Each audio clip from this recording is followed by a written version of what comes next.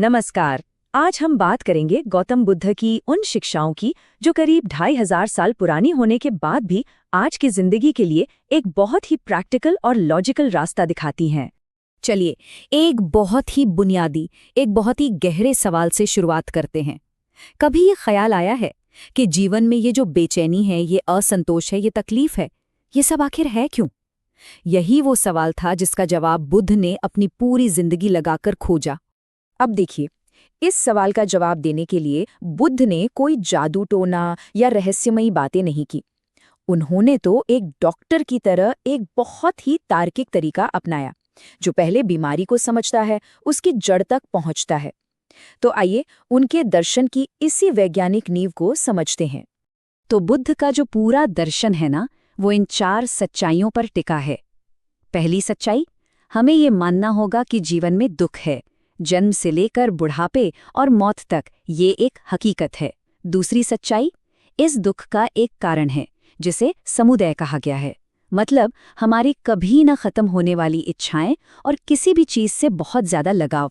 तीसरी और सबसे उम्मीद भरी बात है निरोध, मतलब इन इच्छाओं को समझकर और उन पर काबू पाकर दुख को खत्म किया जा सकता है। और चौथी सच्चाई है मार्ग, यानी दुख को खत्म करने का एक बिल्कुल साफ प्रैक्टिकल रास्ता मौजूद है, जिसे अष्टांगिक मार्ग कहते हैं। और यहाँ सबसे अहम बात यह है कि हमारी सारी बेचैनी की जड़ कोई बाहर की चीज नहीं, बल्कि हमारे ही अंदर की तृष्णा है।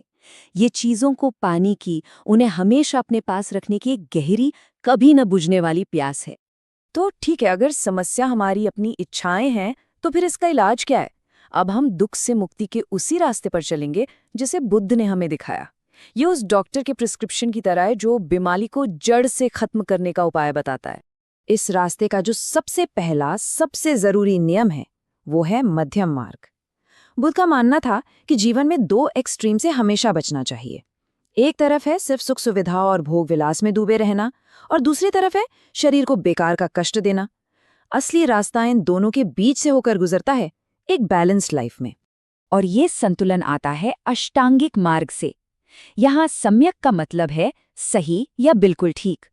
तो इसके पहले 4 कदम हमारे ज्ञान और हमारे आचरण की नींव रखते हैं।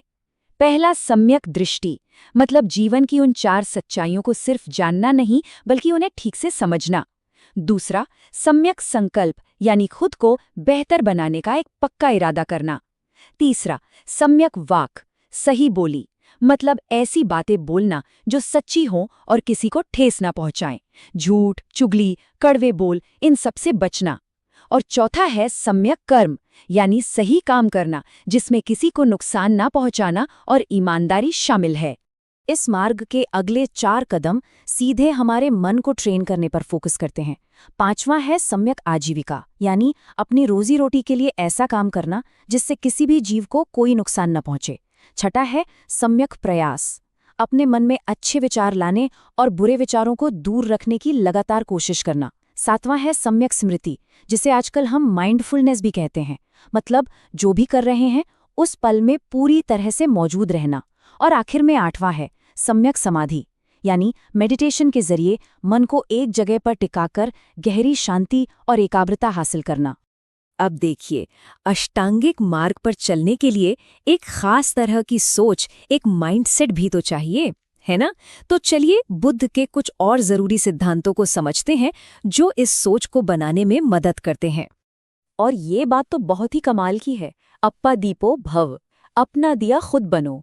बुद्ध ने किसी बाहरी भगवान या शक्ति पर निर्भर रहने के बजाय इस बात पर जोर दिया कि हमें अपने विवेक से, अपने कर्मों से, अपने अंदर ज्ञान की रोशनी खुद जलानी है। ये सेल्फ डिपेंडेंस का एक बहुत ही पावरफुल मैसेज है। बुद्ध के दर्शन के 2 सबसे मजबूत पिलर हैं अहिंसा और करुणा। अहिंसा का मतलब है मन, वचन और कर्म से किसी को भी तकलीफ न देना, और करुणा है दूसरों के दुख को महसूस करना और उसे दूर करने की इच्छा रखना। उनका साफ मानना था कि नफरत को नफरत से कभी नहीं जीता जा सकता, उसे सिर्फ प्यार और करुणा से ही जीता जा सकता है। इसके साथ ही 3 और सोच हैं जो दुनिया को देखने का नजरिया ही बदल देती हैं। पहला, समानता।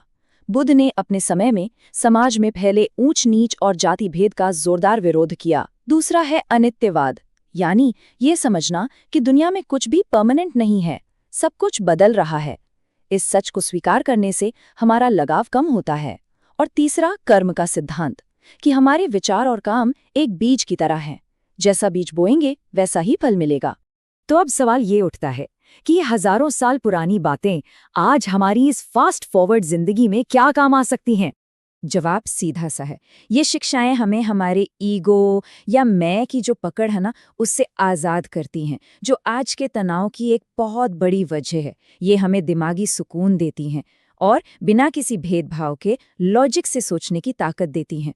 और सबसे बड़ी बात, ये हमें सिखाती है कि कैसे गुजरे हुए कल के बोझ और आने वाले कल की चिंता को छोड़कर अभी में जिया जाए। ये हमें याद दिलाती हैं कि हम अपने विचार और अपने कर्मों से अपना भाग्य खुद बनाते हैं। तो आखिर में एक सवाल आपके लिए छोड़ जाते हैं कि आज की इस भागदौड़ भरी, हमेशा कनेक्टेड और तनाव से भरी दुनिया में क्या गौतम बुद्ध की ये 2500 साल पुरानी शिक्षाएं ही मन की सच्ची शांति पाने की असली चाबी हो सकती हैं?